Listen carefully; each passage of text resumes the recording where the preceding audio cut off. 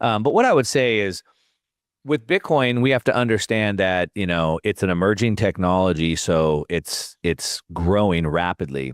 And what we have to understand is the mechanism as to why, and then we have to have the right time frame. So let me give you a real estate example of what I mean. This will work for your audience. If I went to my city hall tonight and I was at the city hall meeting and they told me, hey, in 7 years, we're going to build this new football stadium like 45 minutes out of town.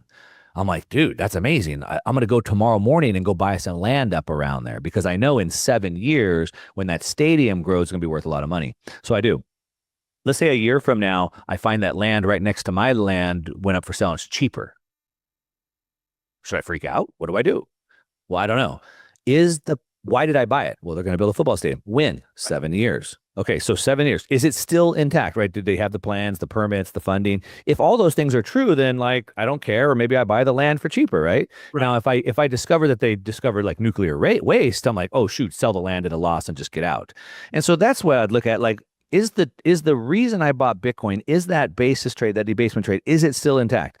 Did Bitcoin security fail? No. Right. So then I would hold and I could look past that volatility. And then if we zoom out a second, over the last 2 years, Bitcoin's up 300%. Over the last 3 years, Bitcoin's up 400%. Over the last 5 years, it's up 1,000%. So on Friday, it dropped 8%. I took a position Friday. So yeah, right. So, and that's because you understand the long-term picture, right? You understand the stadium is still being built. I'll buy the lot next door to me. That's a great analogy. Where do you think that stadium's being built today in the crypto space? Like where are we 10 years from now? I think you had a prediction that Bitcoin would be at $1 million by 2030. Yeah.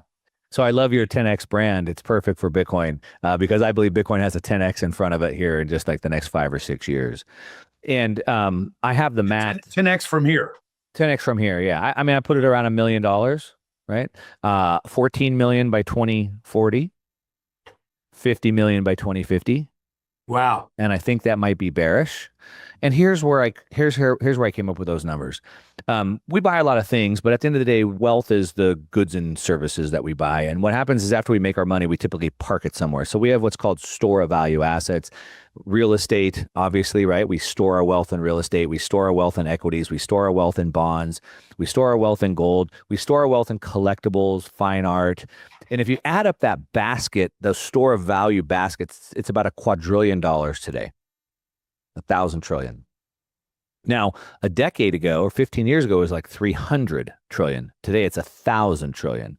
Why is that store of value basket growing so big? It's because of the money printing that's going on. So not just the US, but we look at total global liquidity. And so we can see how much total global liquidity has been rising.